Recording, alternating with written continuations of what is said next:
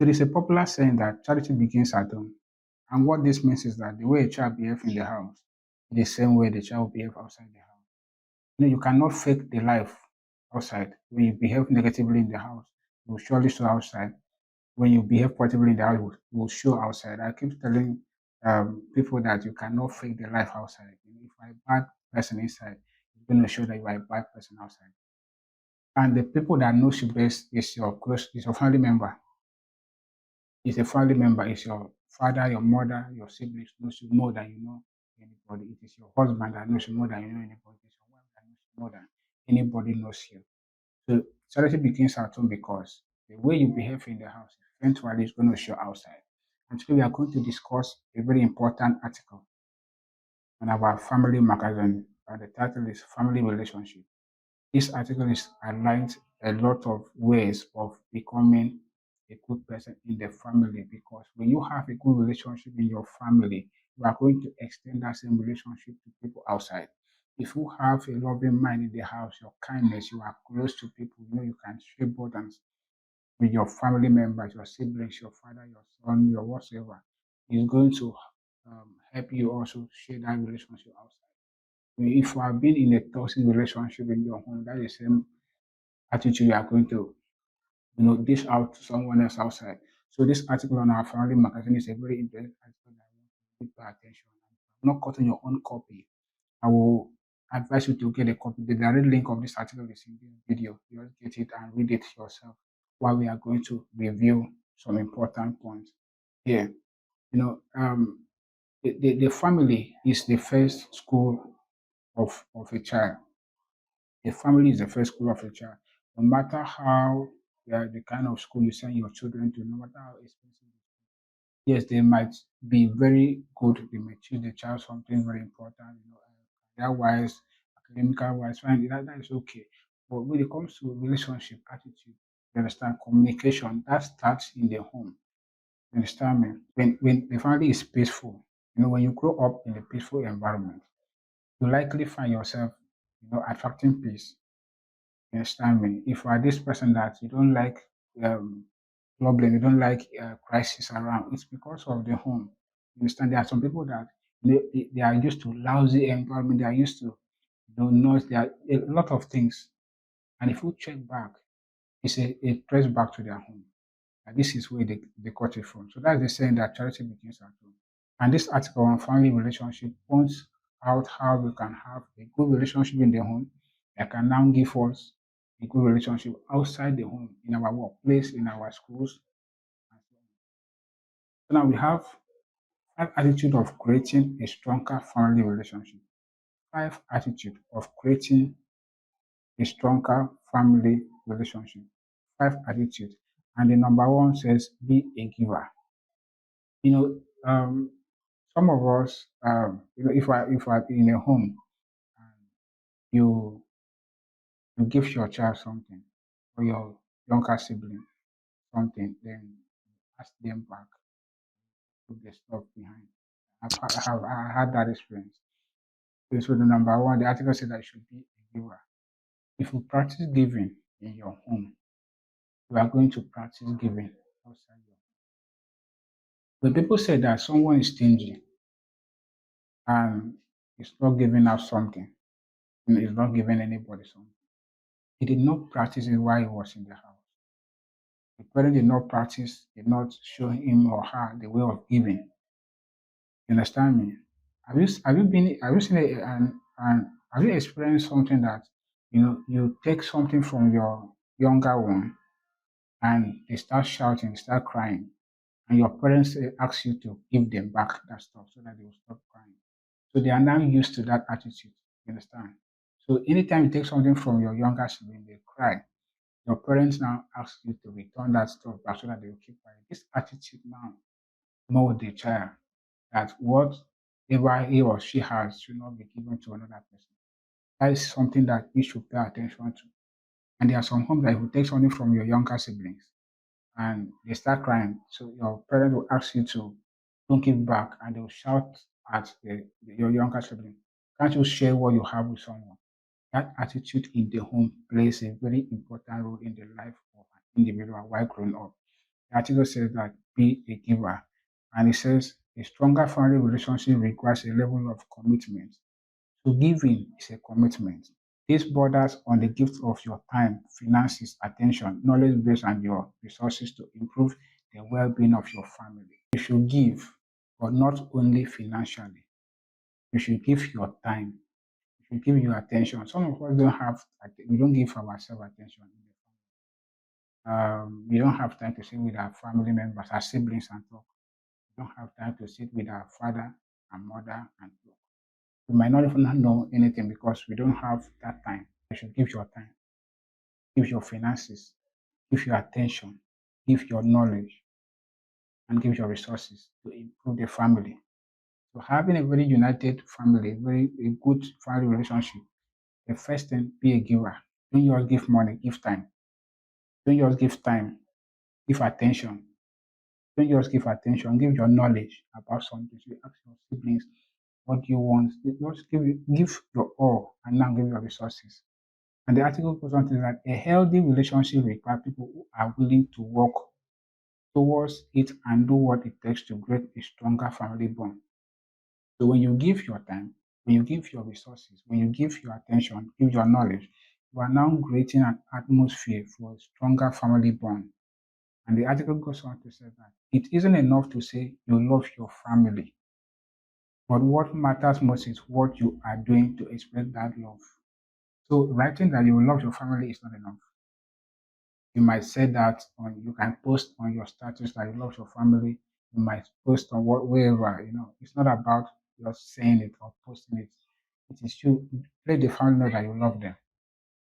It is them that should know that you love them, not you telling people that you love them. Let them experience that love. And the article goes on to say that you need to introduce things that will bring everyone together.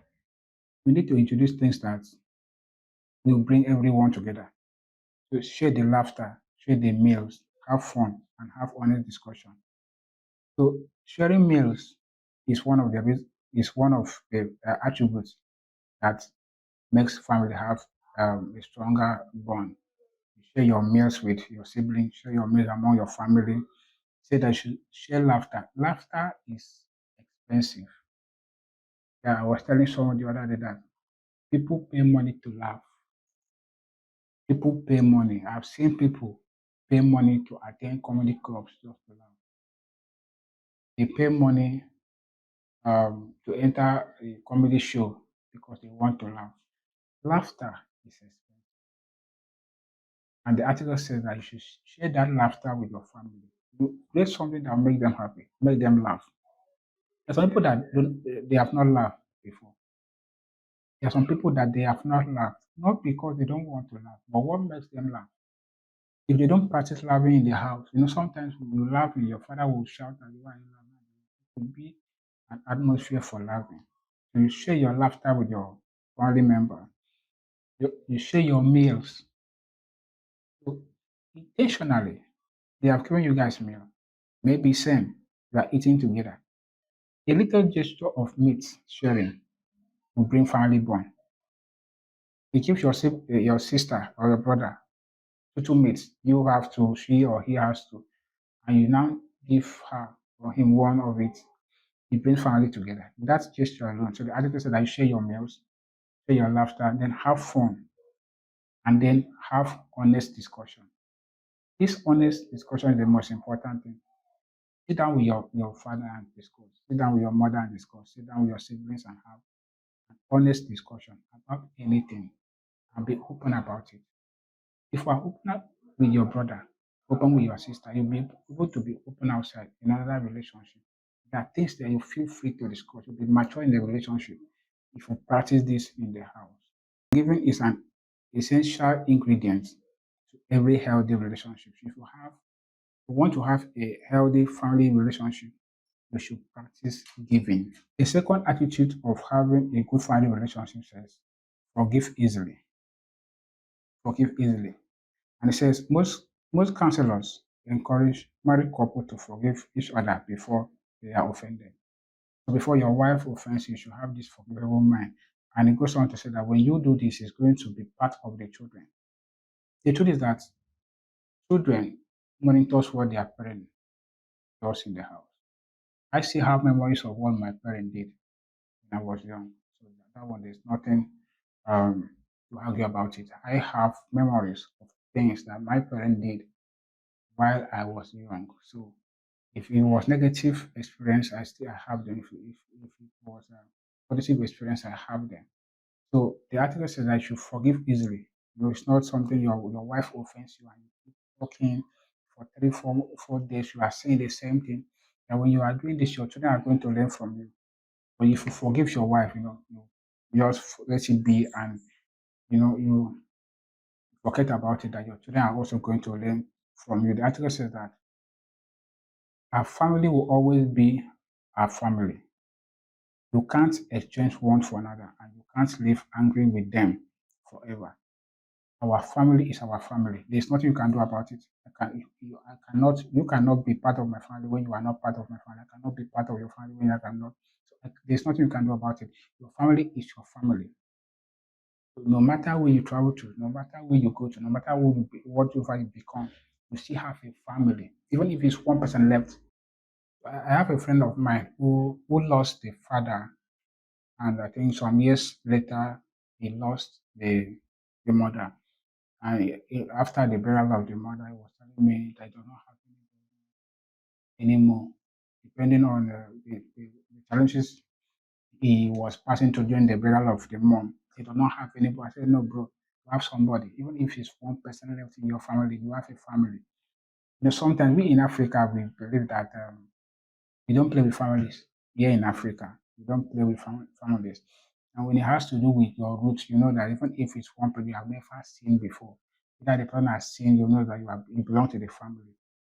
The article says that you cannot be angry with your family forever. There's no two ways about it. I have a friend that when she wanted to get married, she did not grow up with the parents. According to her, the parents were not some stuff happened, and she grew up alone. She just fend for herself. And when it was time for her to get married, she said that she did not have anybody. Okay, I they went on with the marriage and whatsoever. I don't know how they did that, but they went on without the family consent or something. And after 6 months, someone in the family appeared and said, why would she do marriage without informing the family? It was not even the father or the mother, it was extended family member. So these things happens. And the article says that when you have this forgivable mind, it's going to extend that no matter how your parents hurt you, no matter how your siblings hurt you, you always forgive them. You should learn and practice forgiveness. Learn and practice forgiveness in the family. He goes on to say that what makes a beautiful family isn't the absence of challenges or arguments, but the ability to manage certain challenges and to live beyond them. So challenges will always come in a family, but what will sustain that family is not the absence of the challenges, but it is the ability to manage some certain challenges in the family. So when you are able to forgive, you can manage these challenges. You can, no matter how your siblings hurt you. I said it in the um, family bond, the podcast I did last on the family bond. I said that when you forgive easily, it's going to bring peace in the family. And this is what this article is saying, that you cannot live beyond challenges. You should always forgive them and stay together. You don't have to be right at all times. You are not going to be right at all times. There will always be your own lapses, or get an apology first before you feel good. There are some people that would not apologize. Just have that in mind. I have that experience. There are people you find that they will not apologize. They know that they are wrong, but because of ego or whatsoever things, they will not apologize. So let it be. The article says that you will not always have your own way in the family. So it is important that you learn the attitude of forgiveness as a lifestyle and allow this to thrive. So you will not always have your own way. There will always be an argument. There will always be an argument. I was telling my elder brother the other day that I wish above all things that we have peace in the family. And maybe I don't know if you understand what I said or you don't understand, but we are still young. Imagine when if we are not peaceful, our children are going to observe what we are doing in the family. And when they grow up, the same thing is going to happen. So if my brother and I and my other siblings we are closer, our children are going to learn from us. They see that their father, they are close to the family. They are going to learn that things too. And when they grow up, that is the same union, that is the same ritual they are going to carry. So if I'm not closer to my siblings, we don't associate, we don't do what we are supposed to do, we don't talk. Our children are going to also look at us, learn from that, and be apart when they grow up. So if we have forgivable mind, we face our challenges, we forgive each other, we grow together. Our children are also going to learn that same way from us, and they are going to be the same way that we are because they are learning from us. So for you to have a best family relationship is that have a forgivable mind, learn to forgive easily. That's number two. Number three says always communicate. The third attitude of having a good family relationship is that you should learn to communicate. And it says when any relationship begins to have a breach in communication, a lot of things can go wrong with, which could lead to a breakup. So sometimes we talk about communication and we just take it to our either marital relationship or relationship outside the family. The best place to practice communication is the family. If there's any place that you should practice communication, it is your family. And the article says that when you stop communicating in the family, it's going to lead to a breakup. You don't communicate with your parents, you don't communicate with your children, you don't communicate with your spouse, it's going to lead to a breakup. You can stay in a family together, one house, and still have a breakup. And the only thing that will cause that not to happen or make that not to happen or to occur is effective communication. Always communicate with your father, communicate with your mother, communicate. Me myself, I did not practice this stuff. I never knew until I did not know this. So it is recently, like some years back, that I started, having this mindset. When I came across this understanding, I was like, Jesus, I've been doing something I'm not supposed to do. Staying afar from my family, not communicating. And when I started communicating, it was like, this is the best thing I've ever done. The article says that if I don't communicate with my people, it's going to cause a break. It's not about relationship outside my family, it's relationship in my family. I must learn communication in my family, with my siblings, with my brothers, with my sisters. When I learn how to communicate with them, I'm going to extend that same communication channel outside. If I don't practice how to communicate with my siblings and my family members, I will not be able to communicate outside. So we learn from home. Understand? So always communicate. And it says when a woman doesn't understand why her husband suddenly keeps late nights, when a man doesn't understand why his wife has suddenly become so secretive, when the parent doesn't understand what has become of their teenagers, there might be a problem. You have to take note of this one. It started with wife understanding husband, husband and wife understanding their children, children understanding their parents. If you don't communicate in your family, you will have a problem. And some of the problem that we have is as a result of lack of communication in our family. We don't ask our children what happened in school. Effective communication. You don't sit them down and ask them the aspect of the day that was successful. You don't sit down and ask them their friends.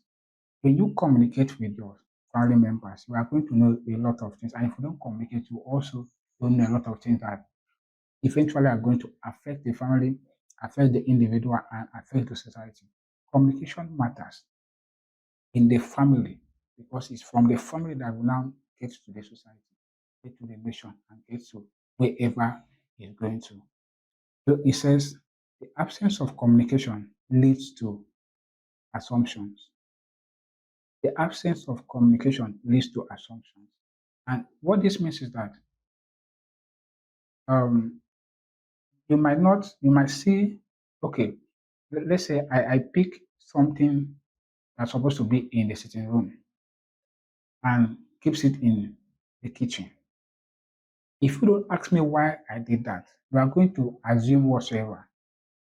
I might do it positively with my own reasons, thinking that that's the best thing. But you might think that I'm doing it in a negative way. So lack or absence of communication is going to bring in assumptions, and your assumption might be in a negative way. But this is going to break the family relationship. And it goes on to say, as short, every arising problem must be discussed so that it can be solved, and each family member must learn to listen so that they will understand each other and relate better. Every problem in the family should be discussed. Whatever you notice in your family that is not going well, you should discuss it. That's what it is. So if you don't discuss it, it's going to lead to assumption. People are going to think you are doing what you are not supposed to do. So if you discuss with it, communicate, it's going to make everyone relate better. Having a good understanding, okay, this thing is supposed not to be, it's supposed to be. This thing is supposed not to be. When you communicate like that, you are going to have a good family relationship. And it says, having frequent, open, and non-judgmental communications builds and leads to emotional intimacy. It does not end with knowing how to communicate. You might communicate with your family member, your spouse, your husband, your wife, your children, and you are being judgmental. Judgmental in the sense that you are trying to find fault, you are trying to be against them. Anything they are saying, you are opposing it. That's what it means by being judgmental. So when you are talking, communicating with your partner, your wife, whosoever, try to be calm to them. Let them talk. While you are correcting them, don't be judgmental. For example, why do you take what's supposed to be in the sitting room to the kitchen? Listen to the person first. Okay, don't do it anymore. This is how you should do it. This is why it should be in the sitting room, not in the kitchen. So when you are not, why do you carry this? We are trying to oppose being judgmental in the communication. Next time the communication will not be effective. Article says that you should not be judgmental so that everybody will have emotional intimacy. So when you communicate effectively, try to be calm, try to pay attention, you are going to have a good family relationship. And it says every family relationship needs to attain this level of intimacy to make the home the safest place for each member to lean on. We are to lean on our family, we are to lean on our home. And if everybody is judgmental, there's no communication, we will not have anywhere to lean on. Now, the fourth, number four says, now number four, the fourth attitude of having a good family relationship, appreciation and encouragement. Number four says appreciation and encouragement. It says when effort go unnoticed and yet more demands are made and expected from a person, men tend to withdraw, and if not properly guided, they could walk away. I'll take that again. When effort go unnoticed and yet more demands are made and expected from a person, men tend to withdraw, and if not properly guided, they could walk away. Now, what this means is that you are getting your father is giving you money. Let's use the head of the family. When your father is giving you money and you are not appreciating your father, um, and you keep demanding from your father, chances is that he might go away, he might walk away. So for you to have a good family relationship, the article says that you should appreciate and encourage. If your father is giving you something, or your mother is giving you something, or your elder brother, your elder sister, even if it's your kid sister, whosoever in the family that is, when you demand, he gives, you should learn to appreciate the person. We are not talking about the amount of money or the quantity of gift given. It says appreciate what is given to you so that the person will not walk away. So whosoever is giving you something in the family, learn to appreciate the little that is given to you so that when you demand again, the appreciation and the encouragement will trigger the person to give you more. It says, a loving family knows how to appreciate its members. For every contribution, no matter how little, which encourage more to be done. No one wants to be perceived as a loser or inadequate.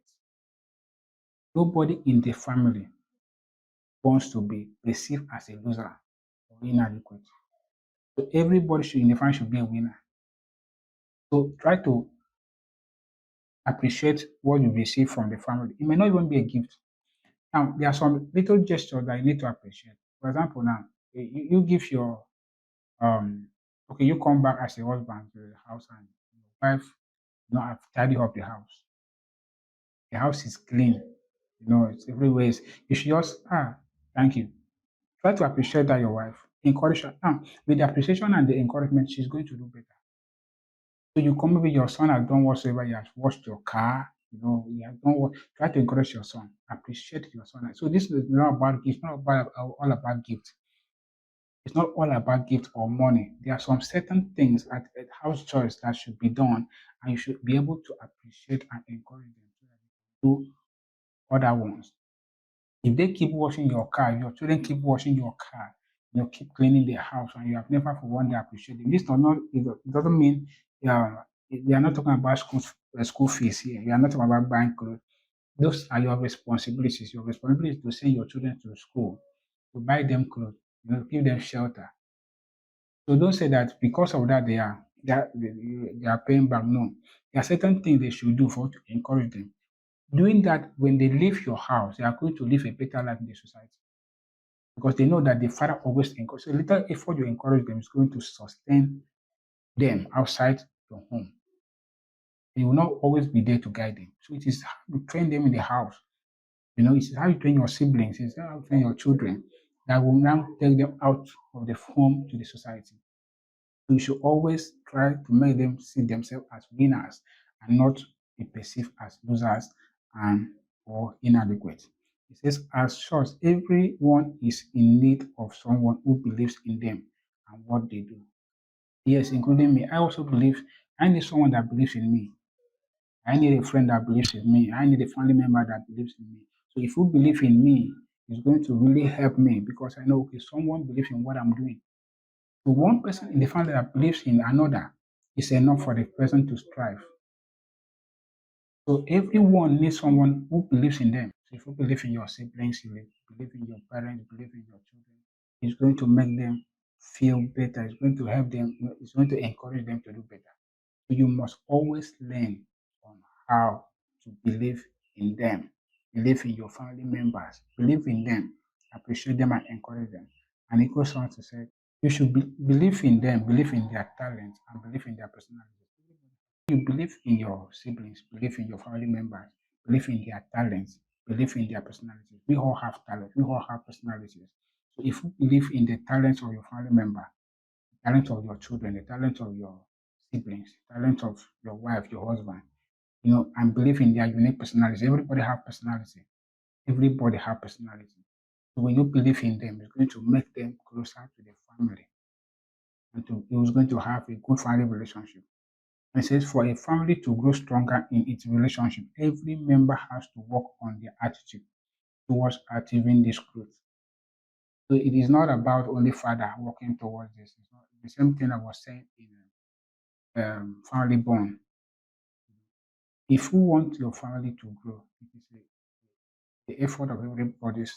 It's in the effort of everyone in the family. It's not only one side. It's not only father and mother. Everybody needs to work on this so that the family can now grow. It's okay to draw caution when it is called for, but likewise, the differences and the strengths of each member should not be ignored. So it is okay, there will be issues, there will be caution. Don't do this, this is not good, don't do this, this is not good. That's normal. But that doesn't mean that the good side should be ignored. No, the strength should be there. So when you caution your child, caution your siblings, caution whosoever, your partner, you should now draw them closer to you. Now the number 5 says, create a balance. Number 5 attitude, that the fifth attitude of having a good family relationship is create a balance. He says, be committed to your family as much as you are committed to your work and every other thing you value. So the same effort you put in your work, the same effort you put in your career, in your business, in your academics, you should create a balance between your family and that work. For me, I think that there's a popular saying that no place like home. And I think that no commitment should be given to the family more than even our work because when life hits you and you don't have a good family relationship, you may not have it. So you should put more effort in your family than any other thing that you value. This one, it won't be easy because you will have to make sacrifice, push yourself and make some difficult decisions. So it's not going to be easy for you to, have commit yourself to your family relationship. It's not going to be easy. Yeah, that's true. You are going to have time to your meeting, your career, your academy, your school. So you have a lot of things going on in your mind, and putting 90% or 100% commitment in your family relationship is not going to be easy. But if you make sacrifices and now push yourself to make some difficult decisions, it's going to be easy. I have personal experience that there was a time I couldn't meet my family members for about 12 months, some 16 months, some 24 months. I couldn't meet them. But when I realized that this is wrong, I tried to meet once in 6 months, once in, but as I'm privileged to meet with them, I try to make that difficult decisions be with them and to communicate effectively with them. The goal is to build a stronger family relationship in the midst of every beautiful thing that is happening around. So why are you making these sacrifices? Why are you giving? Why are you being a giver in the family? Why are you forgiving easily? Why are you always communicating, appreciating, and creating a balance? Is for you to have a stronger family relationship. If you have a strong family relationship, it's going to help you, going to help your family. You have to make those difficult decisions so that you now have a stronger family relationship in the midst of everything that's happening around you. So while you are doing so, simply create a balance so that every individual will feel that you are not just doing it for yourself. You are now doing it for everyone so that you now feel valued. In conclusion, it's not what you have that matters, who you are that matters. It's not achievement that matters. What really matters here at the end is how you have sacrificed so much things to make your family have a stronger. So at the end, the article says that it's not what you have that matters, it's not who you are that matters, what you have acquired, your career that matters. Yeah, what matters is the things that you have done, sacrifice for your family to have a good family relationship. Before we go, a quick recap of the attitude of having a good family relationship. The number one is be a giver. Number one is be a giver. Number two, forgive easily. Learn to forgive even before they wrong you in your family. Forgive easily. Number three, always communicate. Always communicate. Have effective communication. Commit yourself to the communication. Everything that happens in the family, learn to communicate. Ask questions. And while communicating, do not be judgmental. Number four says appreciate and encourage one another. Learn to appreciate what you receive and learn to also encourage them and share things. Number five says create a balance. Number five says create a balance in your family, the same balance in your work, your academic, your career, whatsoever. Create a balance between your future, your destiny, your career, and whatsoever, and your family. Thank you so much for staying with me up to this point. See you in the next article.